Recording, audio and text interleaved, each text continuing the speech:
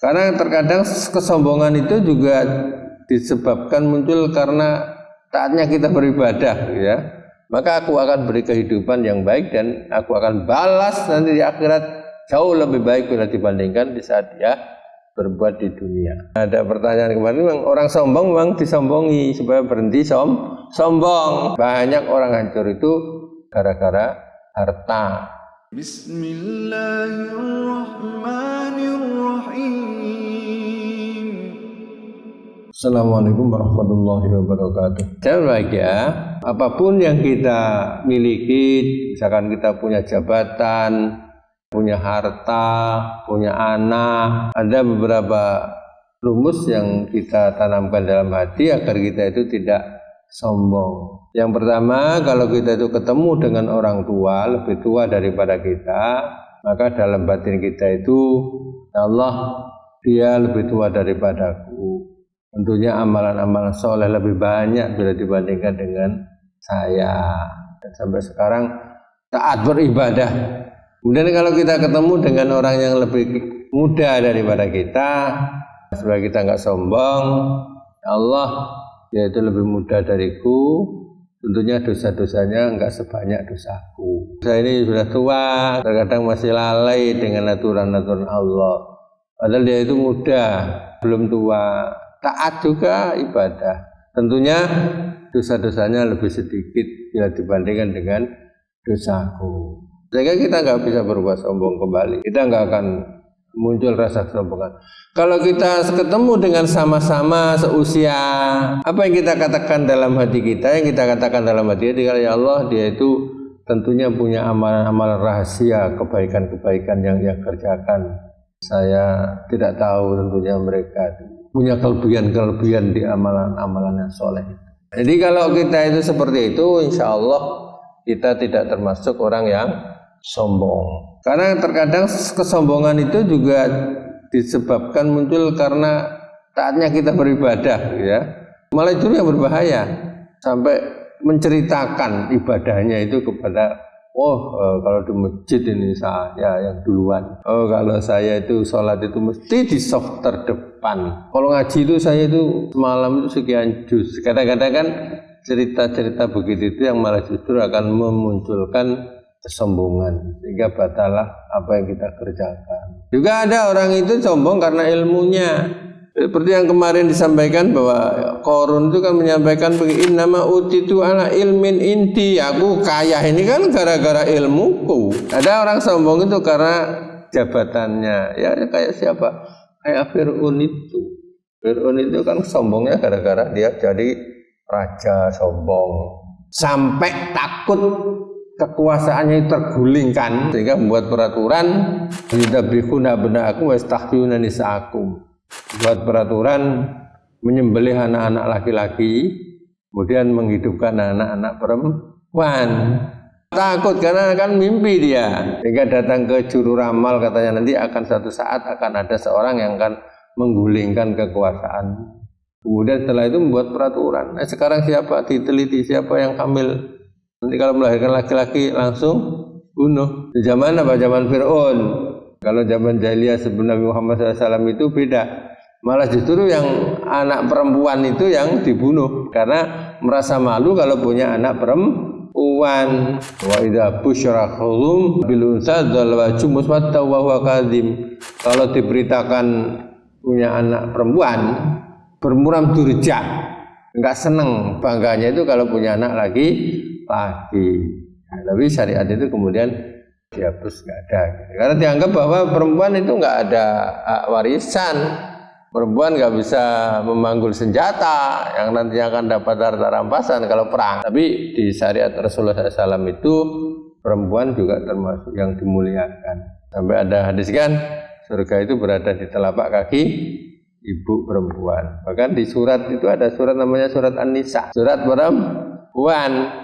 Gak ada surat Ar-Rijal itu ya, surat laki-laki gak ada Pak. Dan masalah warisan itu ada, perempuan dapat bagian, tapi lidzakari mislu hadzil unsayain, bagian laki-laki itu adalah 2 kali bagian perempuan. Dalam masalah beramal sama, gak ada bedanya laki-laki dan perempuan. Puan kan disebutkan kan man amila sholihan min dzakarin aw untha wa huwa mu'min falanuhyiyannahu hayatan thayyibatan waladhiyanahum ajran bi ahsani ma kanu ya'malun. Barang siapa beramal soleh baik laki-laki maupun perempuan, disebutkan juga perempuan, maka aku akan beri kehidupan yang baik dan aku akan balas nanti di akhirat jauh lebih baik bila dibandingkan di saat dia berbuat di dunia. Nah, jangan lagi ya yang sombong-sombong itu yang kita contoh. Yang kita contoh ya yang baik-baik tentunya. Nah, kita lanjutkan, ada hadis dari Ibnu Mas'ud ya.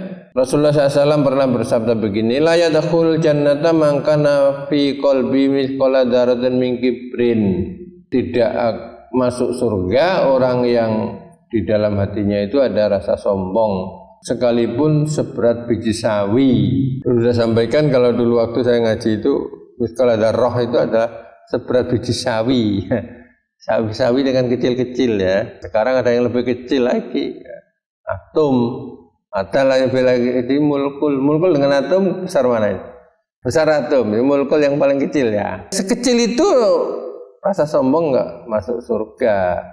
Kalau rajul ada yang bertanya kepada Rasulullah SAW, inna rajula yuhibbu ayyakuna saubu hasanan wa nalu hasanan. Bagaimana ya Rasul kalau ada orang itu cintai baju yang baru, sandal yang baru, apa itu termasuk sombong? Rasulullah menjawab begini, innallaha jamil yuhibbul jamal. Allah itu indah, mencintai yang indah. Bahkan di dalam Quran kalau kita itu mau ke masjid kan khudzu zinatakum inda kulli masjid. Pakailah pakaianmu kalau kamu datang ke masjid itu pakaian yang bagus. Enggak sombong. Sehingga Rasulullah menjelaskan al-kibru batarul haq wa ghamtun nas. Sombong itu ya menolak kebenaran dan menganggap remeh orang lain. Masya Allah, mudah-mudahan kita ini tidak dijadikan sebagai orang yang sombong ya. Ada pertanyaan kemarin, memang orang sombong memang disombongi supaya berhenti sombong. Fir'aun itu gitu kan sombong ya. Nabi Musa diberi mukjizat, disombongi oleh Allah. Pakai ini Musa, Pak Alki asok, pukul kantong-kantong jadi ular ya. Supaya berhenti kesombongannya. Tapi setelah itu kita jangan sampai kemudian sombong. Saya kok yang memberhentikan dia sombong. Nah, enggak usah. Jadi orang yang bajunya baik, orang yang sandalnya bagus, itu tidak sombong. Bahkan Allah menyebutkan Allah itu indah, cinta kepada yang indah. Bahkan rambut itu disisir, jenggot panjang ya disisir. Supaya rapi, Allah itu indah, yuhibbul jamal. Ada lagi innal thayyib la yuhibbul thayyib. Allah itu baik, tidak menerima kecuali yang baik. Ada orang bertanya kan, gimana kalau hasil korupsi itu disedekahkan? Allah itu kan baik, tidak menerima kecuali yang baik. Gitu. Jadi yang baik aja diterima oleh Allah. Jadi kalau hasil korupsi kemudian disedekahkan supaya bersih, ya enggak bisa. Korupsi, tak zakati hartaku supaya bersih, enggak bisa. Karena semuanya itu adalah haram. Nah, yang disuruh zakat itu yang memang yang bagus-bagus, yang hasil yang bagus-bagus itu gitu kan. Ya, dalam masalah harta itu bisa menghantarkan kita kepada kesombongan dan bisa menghantarkan kita kepada kehancuran. Banyak orang hancur itu gara-gara harta. Makanya dalam masalah harta Rasulullah SAW itu menanyakan tentang dua hal. Disebutkan kan la tazula qadama atin hatta yus'alu an arba'. Jadi kaki seorang hamba nanti tidak bergeser sebelum ditanya 4 hal. Yang pertama adalah wa an umrihi fima afnahu, umurnya untuk apa. Kemudian wa an jasadi fima blahu, badannya juga untuk apa, kasih kesehatan untuk apa. Kemudian wa an ilmi fima amila bih, ilmunya diamalkan apa enggak. Nah, wa an malihi ditanya 2 ini. Wa an malihi min aina iktasabahu wa fima anfaqahu. Dari hartanya itu diperoleh dari mana ditanya, kemudian untuk apa dia. Sama dengan korun kan gitu, disuruh untuk menyisihkan aja nggak mau, sombong sampai berbuatnya apa dia, aku kaya ini gara-gara ilmuku. Wah, ini kan sombong. Padahal ilmunya itu dari Allah kan sebenarnya. Jangan sampai kita berbuat sombong. Nah, jadi jangan bahagia. Apapun yang kita miliki, jangan menghantarkan kita kemudian sombong. Nah, ini jangan bahagia. Mudah-mudahan ada manfaatnya bagi kita semuanya. Subhanaka wa bihamdika asyhadu an la ilaha illa anta astaghfiruka wa atubu ilaik. Assalamualaikum warahmatullahi wabarakatuh.